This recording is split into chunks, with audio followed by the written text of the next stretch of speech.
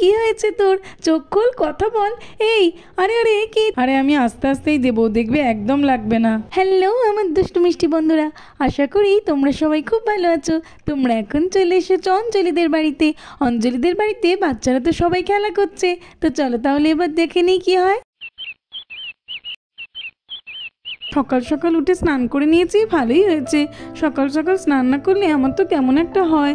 চলো এবার কমলার ভগবতীকে ঘাসটা দিয়ে দিই, তারপরে বাকি কাজগুলো করে নেব।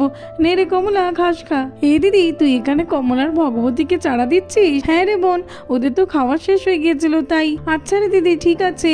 আমার মুখটা না কেমন একটা করছে, আমি গিয়ে একটু ফেস ওয়াশ করে আসছি রে। হ্যাঁ হ্যাঁ, যা যা, মুখটা কেমন একটা করছে। চলো চলো তাড়াতাড়ি করে ফেস ওয়াশটা করে নিই। এই তো হাতে নিয়ে নিয়েছি, এইবারে মুখে ঘষে ঘষে ফ্রেশ করে নেব। আরে দেখেছো, আমি তো দরজাটা বন্ধ করতেই ভুলে গেছি। যাই বাবা, আগে দরজাটা বন্ধ করে দিই, নাহলে হুটহাট করে কে যে ঢুকে আসবে কখন। না না বাবা, তাড়াতাড়ি করে বন্ধ করে দিই। লা লা লা লা লা লা লা লা লা লা। ভালো করে ফেস ওয়াশটা করে নিই বাবা। আরে এ কি, আমার চোখের ভেতরেই তো ফেস ওয়াশটা ঢুকে গেছে। চলো তাড়াতাড়ি করে ধুয়ে নিই। এই গরমকালে ঠান্ডা ঠান্ডা জলে মুখ ধোয়ার মজাই আলাদা। এই তো আমার মুখটা ভালো করেই ধোয়া হয়ে গেছে। চলো এবারে চলে যাই। বন্ধুরা, বাথরুমে তো ফেস ওয়াশ পড়ে আছে, গুঞ্জা তো খেয়াল না করেই চলে যাচ্ছে। রাখি, এই তোর মনে আছে আগের বছর গরমে আমরা সবাই মিলে পুকুরে কত মজা করে স্নান করতাম? কতক্ষণ ধরে স্নান করতাম বলতো? হ্যাঁ রে আবির, মনে থাকবে না আবার? খুব মনে আছে। হ্যাঁ হ্যাঁ রাখি দিদি, খুব মজা হতো। আমি কত মজা করে ধাতাল কাটতাম। হ্যাঁ রে আবির, তোদের কথা শুনে তো আমার মনে পড়ে গেল। সত্যি আমরা কত মজা করি, সবাই মিলে একসঙ্গে স্নান করি। আবার কবে করবো রে? হ্যাঁ রে, খুব তাড়াতাড়ি যাব। এখন তো খুব গরম পড়ছে, তাই স্নান করতে গেলে পুকুরে মা কিছুই বলবে না। আমরা খুব তাড়াতাড়ি পুকুরে স্নান করতে যাবো। হ্যাঁ রাখি দিদি, কি মজা কি মজা। আবার আমরা পুকুরে স্নান এই করব। দেখ, ঈশাটা না পুকুরে স্নান করার কথা শুনেই কত মজা পেয়েছে। সত্যি আমরাও খুব মজা করি পুকুরে স্নান করতে গেলে, কিন্তু আমাদের পাশের পুকুরটাতে তো মোটেই জল নেই। কি করব আমরা তাহলে? আরে জল নেই তো কি হয়েছে, আমরা পাইপ দিয়ে জল ভরে চান করব। হ্যাঁ রে আবি, তুই একদম ঠিক বলেছিস। এই কিন্তু এখানে বসে বসে আর কতক্ষণ গল্প করবি? চল আমরা খেলতে যাই। এই রাখি, আমার না খুব জোরে পটি পেয়েছে, আমি একটু পটিটা করে আসি। তোরা কি আমার জন্য দাঁড়াবি? হ্যাঁ রে ঠিক আছে, তুই যা, তুই আসলে তারপরেই আমরা যাবো। হ্যাঁ রে রাখি, ঠিক আছে, আমি তাড়াতাড়ি চলে আসবো। চলো তাড়াতাড়ি করে যাই। রাখিরা তো আমার জন্য বসে আছে। ওরে বাবা রে, আমার তো খুব জোরে পটি পেয়ে গেছে। এ কি বন্ধুরা, গুঞ্জা তো ফেস ওয়াশ ফেলে গেছে, কি হবে এবার? আর অপু তো সেই দিকেই যাচ্ছে। তাড়াতাড়ি করে যাই, না হলে তো রাখিরা চলে যাবে খেলতে। এ অপু, তোর কি হয়েছে? নাকি এখনো হয়নি? একটু তাড়াতাড়ি কর। এই রাখি, আর একটু দাঁড়া রে, আমার হয়ে গেছে। এই তো, চলো তাড়াতাড়ি করে উঠে ফ্লাশটা করে দিই। রাখিরা তো দাঁড়িয়ে আছে এখনো। চলো তাড়াতাড়ি করে যাই।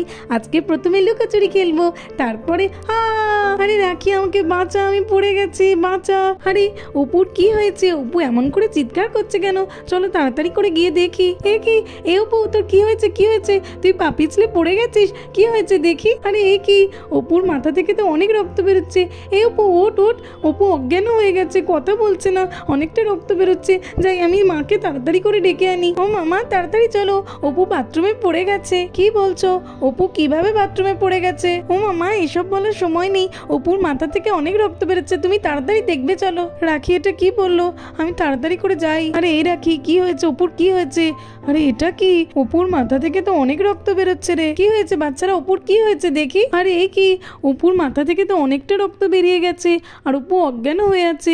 বাথরুমের চারিদিকটা এরকম ফেস ওয়াশ পড়ে আছে, তার মানে ওই গুঞ্জাই ফেস ওয়াশ করতে এসে ভুলবশত ফেলে গিয়েছে। চলো তাড়াতাড়ি করে অপুকে তুলে নিয়ে যাই।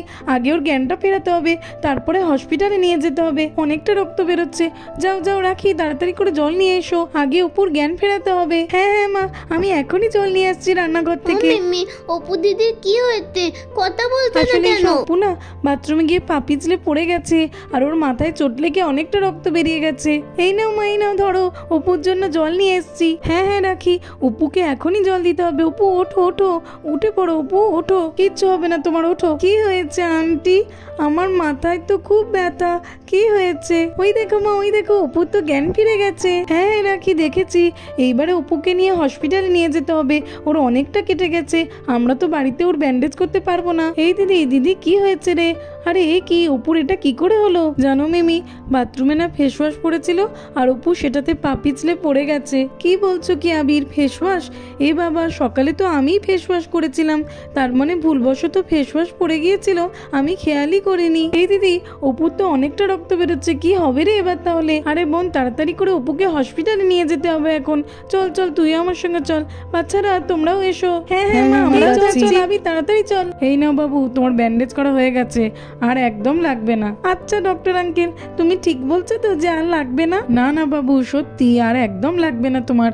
তুমি এইবারে তোমার মায়ের সাথে বাড়িতে ফিরে যাবে। ডাক্তার বাবু, তাহলে আমি রিতকে নিয়ে এখন বাড়িতে যেতে পারি? হ্যাঁ হ্যাঁ অবশ্যই, কেন নয়, আপনি এখন ওকে বাড়িতে নিয়ে যেতে পারেন। ঠিক আছে ডাক্তার বাবু। এই রিত, চল চল, আমরা এখন বাড়িতে যাব, চল। শুনুন ম্যাডাম, ডাক্তার বাবু যে ওষুধগুলো দিয়েছেন ওগুলো ভালো করে খাওয়াবেন, দেখবেন ও তাড়াতাড়ি সুস্থ হয়ে উঠবে। ঠিক আছে, ধন্যবাদ নার্স ম্যাডাম।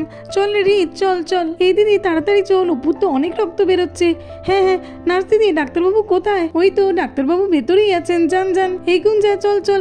ডাক্তারবাবু দেখুন না, এই বাচ্চাটির খুবই খারাপ অবস্থা। অপু, তুমি একদম ভয় পেও না, ডক্টর আঙ্কেল তোমাকে একদম ঠিক করে দেবেন। বলছি ম্যাডাম, আপনারা একটু বাইরে গিয়ে বসলে আমার খুব ভালো হয়। হ্যাঁ হ্যাঁ ডাক্তারবাবু, ঠিক আছে, আমি এখনই বাইরে গিয়ে বসছি। বলো তো বাবু, তোমার কিভাবে লেগেছে? আসলে ডক্টর আঙ্কেল, আমি তো বাথরুমে গিয়েছিলাম আর ওখানে ফেস ওয়াশ পড়েছিল, তাতেই পা পিছলে পড়ে গেছি, খুব ব্যথা করছে, একটু ঠিক করে দিন না। ঠিক আছে ঠিক আছে, আমি সব ঠিক করে দেবো। এই নিন স্যার, এই নিন আপনার তুলো। হ্যাঁ হ্যাঁ দাও দাও, দেখি বাবু, দাঁড়াও, তোমার মাথাটা প্রথমে আমি সুন্দর করে ক্লিন করে নিই তো দেখি। লাগছে লাগছে। এই তো বাবু, এই তো, আর একটু দাঁড়াও। এই তো দেখো, ক্লিন করা হয়ে গেছে। এবারে আমি চটপট করে ব্যান্ডেজটা করে দেব। জানিস তো দিদি, আমি না একদমই খেয়াল করিনি যে ফ্লোরে ফেস ওয়াশ পড়ে আছে, না হলে ওটা আমি তখনই ধুয়ে দিতাম। দেখ, আমার জন্য অপুটা আজকে কত ব্যথা পেয়েছে, ওর তো খুবই কষ্ট হচ্ছে। হ্যাঁ রে বোন, অপুর তো অনেকটা রক্ত বেরিয়েছে, ওর খুব কষ্ট হচ্ছে, কিন্তু এর জন্য তুই নিজেকে দায়ী ভাবিস না, তুই তো বুঝতে পারিসনি। আর দেখবি ডাক্তারবাবু ওকে একদম ঠিক করে দেবেন। এই নাও দেখো, তোমার ব্যান্ডেজ হয়ে গেছে, এইবারে আর একদম রক্ত বেরোবে না। কিন্তু আঙ্কেল, আমার তো এখনো খুব ব্যথা করছে। ব্যথা করছে? ও ঠিক আছে, কোনো ব্যাপার নয়। দেখো, আমি এখন একটা ইঞ্জেকশন দেব, তারপরে দেখবে তোমার ব্যথা একদম ভ্যানিশ হয়ে যাবে। না না ডক্টর আঙ্কেল, আমি ইঞ্জেকশন নেব না, আমার তো খুব ভয় করে ইঞ্জেকশন। কিন্তু ইঞ্জেকশন তো তোমাকে নিতেই হবে, দেখবে একদম লাগবে না, আমি আস্তে আস্তেই দেবো। চল চল, দেখি অপুর কি অবস্থা। অনন্যা আন্টিকে ডাকতে ডাকতে আমাদের দেরি হয়ে গেল, তাড়াতাড়ি করে যাই। তোমরা কোথায় ছিলে এতক্ষণ? তোমাদের আসতে এত কেন দেরি হলো? ওমা, আমরা তো অনন্যা আন্টিকে ডাকতে গেছিলাম, তুমি তো ভুলে গেছো, কিন্তু আবির বললো যে অনন্যা আন্টিকে ডাকা উচিত, তাই আমরা গেছিলাম। হ্যাঁ হ্যাঁ রাখি, আমি তো একেবারে ভুলে গেছিলাম, তোমরা খুব ভালো কাজ করেছো। তা অনন্যাদি কোথায়? হ্যাঁ হ্যাঁ মা, অনন্যা আন্টি এক্ষুনি এসে পড়বে। কিন্তু মা, অপু কেমন আছে? আসলে রাখি, অপুকে এখনো ডক্টর দেখছেন, তাই আমরা কিছুই জানি না। আচ্ছা মিমি, ঠিক আছে। দেখি অপু, ইঞ্জেকশনটা দিয়ে দিই দেখি। না না আঙ্কেল, আমি নেবো না, আমার ইঞ্জেকশনে খুব ভয় করে। কিচ্ছু হবে না। আরে তুমি এত নড়লে কিভাবে হবে? দাঁড়াও। তো চিৎকার করতে কেন?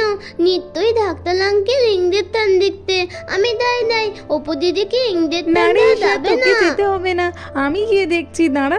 তুই তো নিজেই ইঞ্জেকশনে ভয় পাস, তুই এখানে দাঁড়া, আমি যাচ্ছি। হ্যাঁ হ্যাঁ ঈশা, তুমি এখানেই বসো, তুমি তো নিজে ভয় পাও, তোমার যাওয়ার দরকার নেই। এ অপু, তুই এমন কেন করছিস? ডক্টর আঙ্কেল দিচ্ছে যখন ভালোই হবে, তুই নিয়ে নে না, ঈশার মতো কেন করছিস? হ্যাঁ হ্যাঁ বাবু, নিয়ে নাও, বলছি তো আমি আস্তে আস্তেই দেবো, দেখবে একদম লাগবে না। আর এই ইঞ্জেকশনটা নিলে তোমার ব্যথাও চটপট করে কমে যাবে। নাও নাও। না না, লাগবে লাগবে, আস্তে আস্তে আস্তে ডক্টর আঙ্কেল। এই নাও, হয়ে গেছে, দেখো তো বেশি কি লাগলো? না না ডক্টর আঙ্কেল, আমার তো একদমই লাগেনি। এইবারে তুমি বাড়িতে যেতে পারো, আর কোনো অসুবিধা নেই। নার্স দিদি, আমার মেয়ে কোথায়? অপু? অপু? হ্যাঁ হ্যাঁ, ও তো ভেতরেই আছে, যান যান, ভেতরেই আছে, চলো তাড়াতাড়ি করে যাই। অপু, অপু, আরে এই তো আমার মেয়ে, তুই ঠিক আছিস তো? কতটা তো লেগেছে, অনেক রক্ত বেরোচ্ছে তো। হ্যাঁ হ্যাঁ আন্টি, অপু এখন ঠিক আছে। হ্যাঁ মা, আমি ঠিক আছি, কিন্তু আমি এখন বাড়িতে যেতে চাই। ডাক্তারবাবু, অপু কি এখন বিপদ মুক্ত? তাহলে কি আমি ওকে বাড়িতে নিয়ে যেতে পারি? হ্যাঁ হ্যাঁ ম্যাডাম, অপু এখন আউট অফ ডেঞ্জার, ওর কোনো অসুবিধা নেই, আপনি ওকে বাড়িতে নিয়ে যেতে পারেন। চল অপু চল, আমরা এখন বাড়িতে যাব, চল। ও মামা, অপু ইঞ্জেকশন নিয়েছে আর ও এখন আগের থেকে অনেক ভালো আছে। অনন্যা আন্টি তাই ওকে নিয়ে বাড়িতে যাচ্ছে, চলো আমরাও বাড়িতে যাই। অঞ্জলি, আমি অপুকে নিয়ে বাড়িতে যাচ্ছি, তোমরাও চলো। চলে এসো তাড়াতাড়ি, চলো মা বাড়িতে চলো। হ্যাঁ অপু চলো। হ্যাঁ রে দিদি চলো, আমরাও বাড়িতে যাই। চলো অপুর কাছে চল। তো বন্ধুরা আজকের মতোই পর্যন্ত। ভিডিওটি ভালো লাগলে আর এরকম আরো ভিডিও দেখতে হলে আমার চ্যানেলটিকে সাবস্ক্রাইব করে দেবে। Thanks for watching. দেখা হবে পরের একটি এপিসোডে। টাটা।